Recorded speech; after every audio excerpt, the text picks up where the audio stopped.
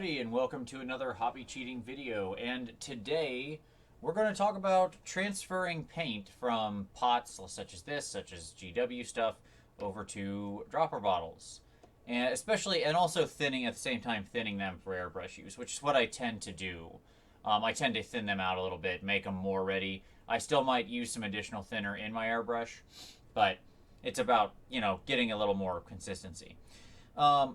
There aren't a lot of paints that I feel the need to do this with. Most of the time I can replicate the paints I want in something that I tend to like the brands that use dropper bottles better, but there are a few exceptions.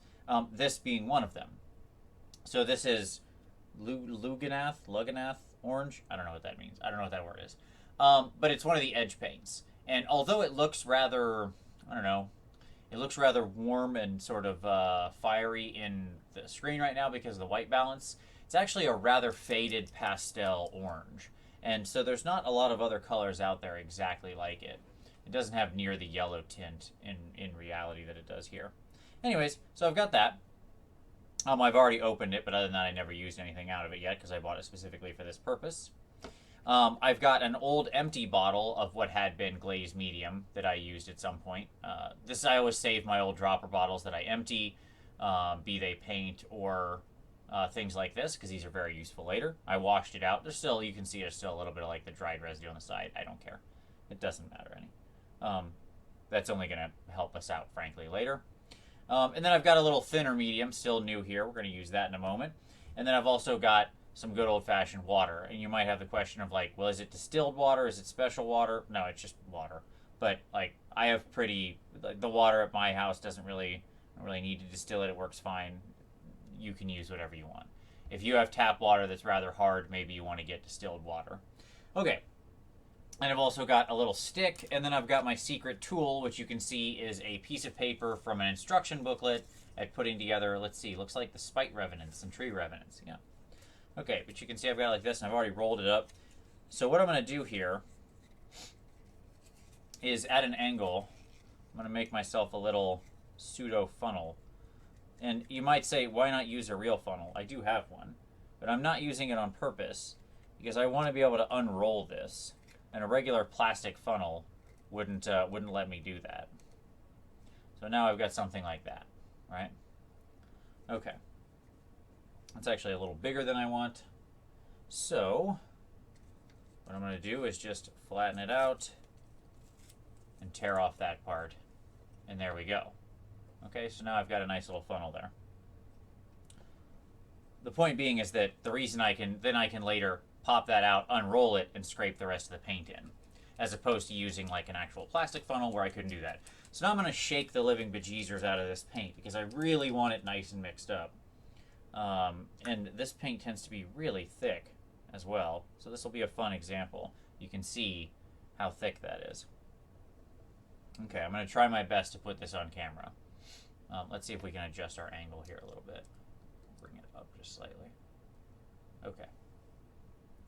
All right. So, yep, there we go. First things first, we're going to get everything out of the top of here, out of this cap, because I don't want it to drop like it just did. And I'm going to bend the cap all the way back and lock it in place there so it's open. Then I'm just going to pour. Now I've got my little stick so I can force it down in there and create air holes as necessary to get it to go down in there. Oops.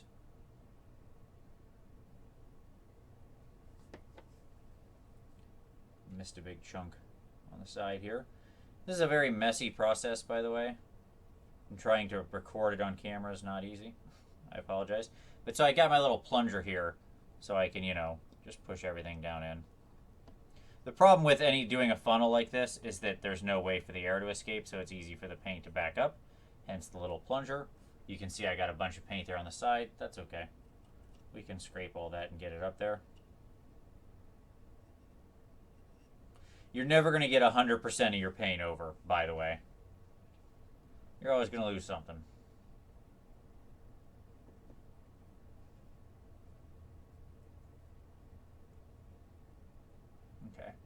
hand is really in the way of the camera there. I don't know how else to hold this.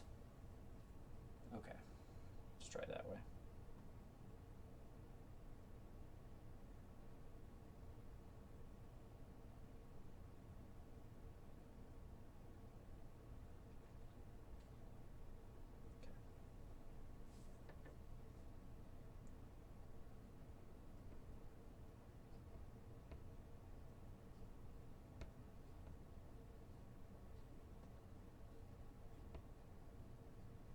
Yes, if I tried to put this in an airbrush right now, it would have an absolute nightmare. That would be an easy step to needing to fully clean and gut my airbrush. Okay, there we go. All down in there. I'm going to wipe off the side of this real quick so I don't get it all over my hands.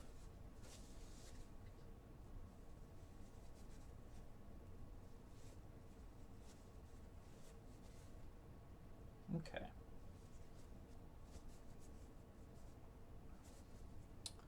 Wipe that off. Back to it. Alright, so now I'm going to actually, scrape some of this down in so that way we could get some more. We want this to flow nice and smooth. Okay. Again, we'll try to do this at this wonky angle. I apologize.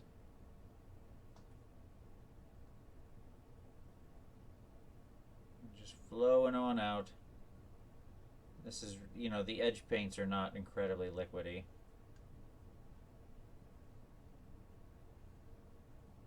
The more liquid the paint, like transferring a wash or something, the easier it is.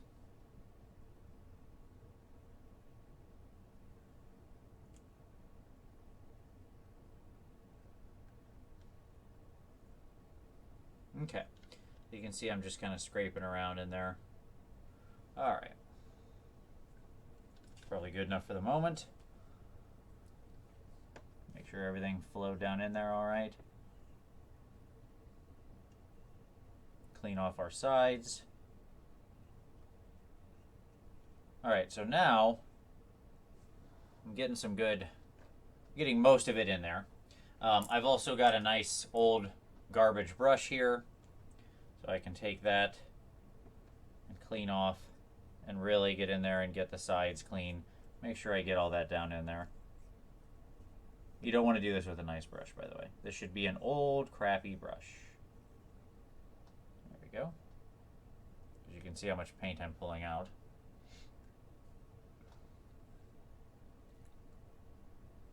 Okay. And I'm going to use the brush to dig around in there.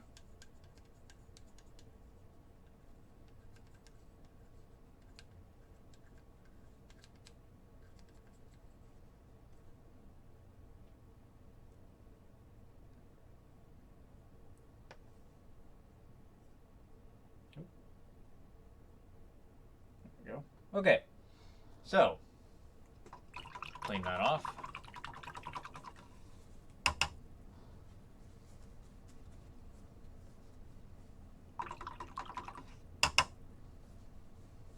So the problem becomes, what do we do with the rest of the paint down on the bottom that's really not going to flow in there? I mean, just more or less, no matter what we do, we're not going to get all that out, right? It's just, there are certain, it just doesn't not going to actually flow out of there. So, the solution is, we're going to thin in here, okay? So, what I'm going to do is, I'm going to take my water.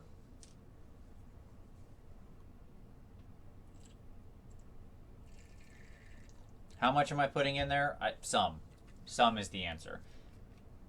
There, about that much. Enough to make it pretty runny in there. And then I'm going to just put in a couple drops of thinner medium down in there. I'm going to reclose this. Get out of there.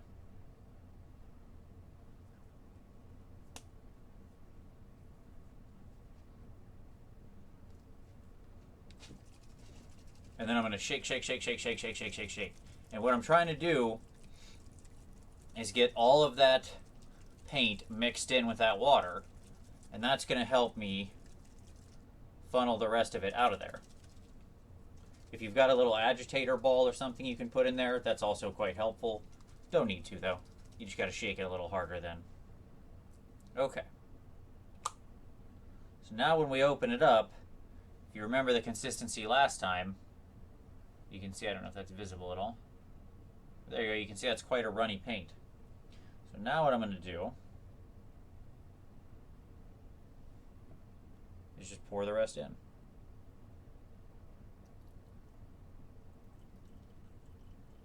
And this time it's going to transfer quite easily.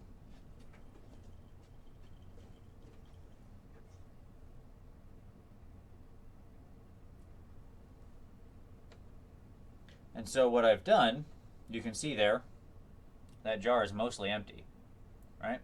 Still got a little in there. If I wanted to scrape around or get crazy with a brush, I could, but I can pop out my little cheap funnel. I can open it up. And if I want to get the last bits of paint out, I can do so. I can just take my crappy brush, scrape along there and drop it in, depending on how much you don't like to waste any. Let nothing go to waste. No, waste not, want not. Oh, that Benjamin Franklin. Okay. So, let's get rid of that.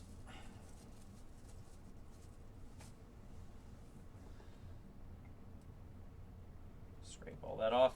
You can see we're pretty empty down in there. Not much left to pull out. So now, here is where we're going to want to actually have some kind of agitator inside here, okay?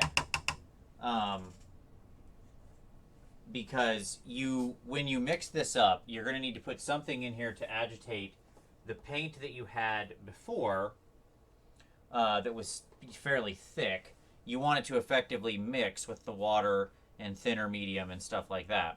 So what I generally do, and when we're talking about ratios, the problem with ever talking about ratios, okay, is that I don't know what that means. Like, no two paints are alike in their exact thickness and consistency and stuff like that. So ratios are a fairly useless thing. If you want to know the exact ratio I used for this Laganoth orange or whatever, which, you know, if you happen to then want to transfer the same thing, you could. But the reality is you're probably going to do whatever your own paint is. When you're going for this, they say normally with your airbrush paints, you want it to be about the consistency of skim milk in your airbrush. So inside of here, okay, it should be a little bit thicker than that. It should be like normal milk. That's your consistency you're aiming for in the pot. If you get it into this dropper bottle and you achieve about milk or a little bit more consistency, then you've got the right idea. And you won't have to go that much farther for your airbrush. If you're a little thicker, it's not a problem. Now, as far as agitators go, I've got these little guys, these little clear balls, little clear plastic balls. These come from Warcolors. I've reviewed Warcolors in previous product reviews. I really like them. You can also buy little agitators from them. These come in all their paints, but you can get your own when you order from them. So I'm just going to take these two little agitator balls, and I'm just going to go drop, drop. I'm going to take a little bit more of my thinner medium and go drop, drop, drop, drop, drop. And I can see I'm about filling that up. And then I'm going to take my top, drop that back in, and then shake, shake, shake with my agitators in there. And so now what will happen, assuming I shake it up enough, what will happen is I'll get a nice, even, but thin orange paint. So let's give that a test and see how well that came out. Here I've just got a messy palette. I apologize, but it should serve.